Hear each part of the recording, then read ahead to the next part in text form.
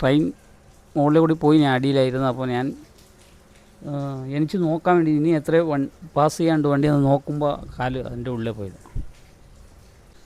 രണ്ട് പ്രധാന കാര്യങ്ങളാണ് ഈ വീഡിയോയിൽ നമ്മൾ ഇൻഫോം ചെയ്യുന്നത്. ഞാനുള്ളത് ഫറൂഖിലാണ്, സ്നേഹതീരം അഗതി മന്ദിരത്തിലാണ്. തെരുവിൽ അലയുന്നവർ, കഴിയുന്നവർ, തെരുവിൽ അകപ്പെട്ട ആളുകൾക്ക് വലിയൊരു അഭയമാണ് ഇവിടെ നൽകുന്നത്. ഇതതിൻ്റെ വൈസ് ചെയർമാനാണ്, പിന്നെ സിദ്ദിഖ് ഭായ്, അതേപോലെ തന്നെ പുറകിലുള്ള ഇതിൻ്റെ സ്റ്റാഫും എൻ്റെ സുഹൃത്തുക്കളുമാണ്.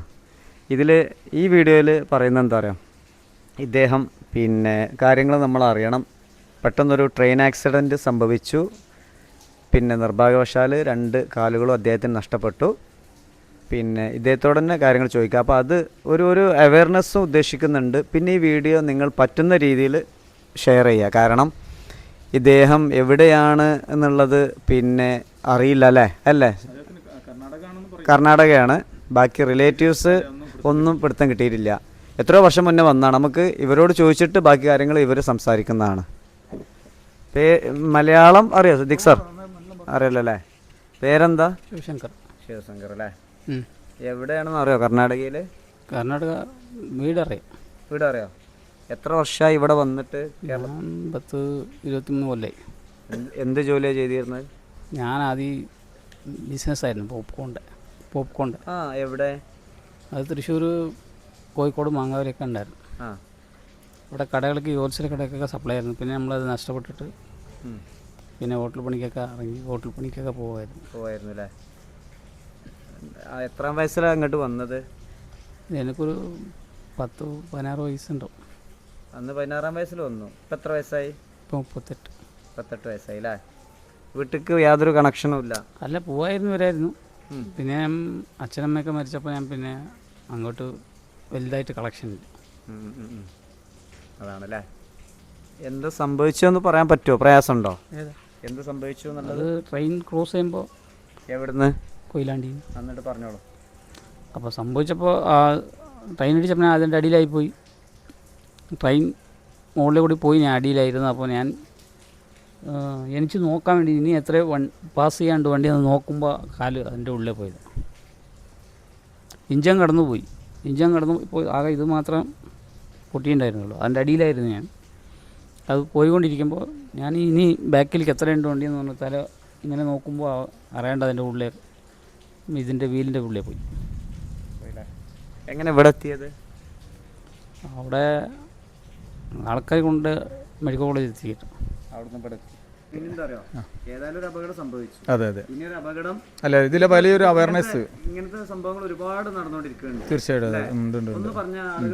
ഇതിപ്പോൾ ഇത് സംഭവിച്ചത് ഇദ്ദേഹം ജോലി കഴിഞ്ഞ് കൊയിലാണ്ടിയിൽ നിന്നാണ് അല്ലേ? കൊയിലാണ്ടി ജോലി കഴിഞ്ഞ ആൾ പിന്നെ റെയിൽ മുറിച്ച് കിടന്നുകൊണ്ട് അപ്പുറം പോകാൻ. അപ്പം നിർത്തിയിട്ട ഒരു ട്രെയിൻ ഉണ്ടായിരുന്നു. ആ ട്രെയിനിൻ്റെ അപ്പുറം കിടന്നു.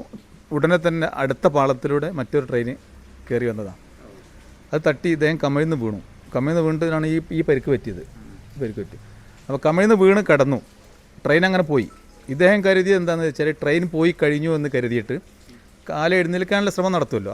ആ കാല് പൊക്കി എഴുന്നേൽക്കാൻ വേണ്ടി ശ്രമിച്ചതിൽ അവസാനത്തെ ബോഗി തീർന്നുണ്ടായിരുന്നില്ല. അപ്പോൾ അവസാനത്തെ ബോഗി ഇയാളെ കാലോടെ കയറിപ്പോയതാണ്. ഇതാണ് സംഭവിച്ചത് അല്ലേ? അങ്ങനല്ല സംഭവിച്ചത്? 2 മാസം മുമ്പേ അങ്ങനെ ഇദ്ദേഹത്തെ ആളുകളൊക്കെ കൂടിയിട്ട് മെഡിക്കൽ കോളേജിൽ അഡ്മിറ്റ് ചെയ്തു. നല്ല ട്രീറ്റ്മെൻ്റ് ആയിരുന്നു അവർക്ക് കിട്ടിയത്. കാലൊക്കെ അവിടെ നിന്ന് മുറിച്ചു. പക്ഷേ മുറിച്ച് കഴിഞ്ഞിട്ട് പല സംഘടനകളായിട്ട് ബന്ധപ്പെട്ടിരുന്നു. കാലില്ലാത്തത് കൊണ്ട് ഇദ്ദേഹത്തെ കൊണ്ടുപോകാൻ പലർക്കും പ്രയാസം ഉണ്ടാകും. സ്വാഭാവികമായി എല്ലാ സൗകര്യങ്ങളും വേണം, ഒരാളെ സഹായം വേണമല്ലോ. അപ്പം കോഴിക്കോട് നിന്ന് മെഡിക്കൽ കോളേജിൽ സൂപ്രണ്ട് വിളിച്ചിരുന്നു.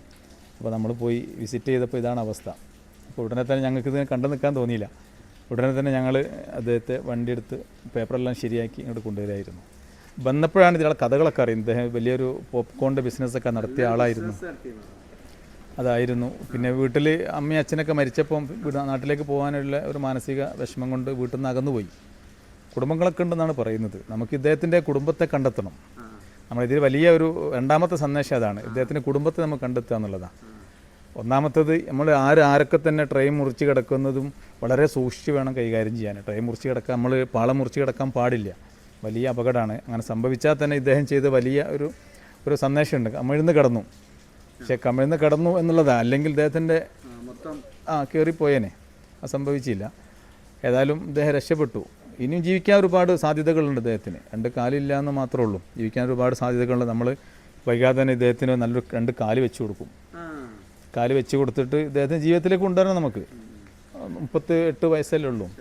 ഒരുപാട് കാര്യങ്ങൾ ചെയ്യാനുള്ള സമയമുണ്ട്, അതിനുള്ള ആരോഗ്യമുണ്ട്, ബുദ്ധി ഉണ്ട്. ബുദ്ധിക്കൊന്നൊരു ബുദ്ധിമുട്ടില്ലല്ലോ. അപ്പോൾ അസുഖമൊക്കെ എല്ലാം ക്ലിയറായിട്ട് നമുക്ക് ചെയ്യണം. അതോടൊപ്പം നമുക്ക് ഇവരെ കുടുംബത്തെ കണ്ടെത്തണം. സിദ്ദീഖ പറഞ്ഞ പോലെ അല്ലേ, ഇത് വളരെ സീരിയസ് ആയ മാറ്ററും കൂടെയാണ്. വളരെ സീരിയസ് ആണ്. കാരണം പ്രത്യേകിച്ച് ടൈം നമുക്ക് കാൽക്കുലേറ്റ് ചെയ്യാൻ പറ്റില്ല. ട്രെയിനിൻ്റെ വേഗത ഭയങ്കര കൂടുതലാണ്. ഇപ്പം നമ്മുടെ ഒരു കാൽക്കുലേഷൻ വെച്ച് ട്രെയിൻ റെയിൽവേ ക്രോസ് ചെയ്യുമ്പോൾ വളരെ ഡേഞ്ചറസ് ആണ്. പ്രത്യേകിച്ച് കുട്ടികളും വീട്ടമ്മമാരൊക്കെ ക്രോസ് ചെയ്യുമ്പോൾ അവരുടെ വേഗത കുറവായിരിക്കും. പെട്ടെന്ന് എടുത്ത് ചാടാനൊന്നും കഴിയൂല. അതുപോലെ തന്നെ നമുക്ക് റെയിൽവേ ട്രാക്ക് കൂടെ നമുക്ക് പൊതുജനങ്ങൾക്ക് നടക്കാനുള്ള ഒരു സ്ഥലമല്ല റെയിൽവേ ട്രാക്ക്. നിയമമില്ല. അവർക്ക് എന്തെങ്കിലും സംഭവിച്ചു കഴിഞ്ഞാൽ ഒരു പൈസയും ഗവൺമെന്റിന്റെ ഭാഗത്ത് നിന്ന് കിട്ടൂല. എത്ര ഇൻഷുറൻസ് കിട്ടൂല. അതായത് നിയമം അതാണ്. അതൊരു മെസ്സേജും കൂടെ.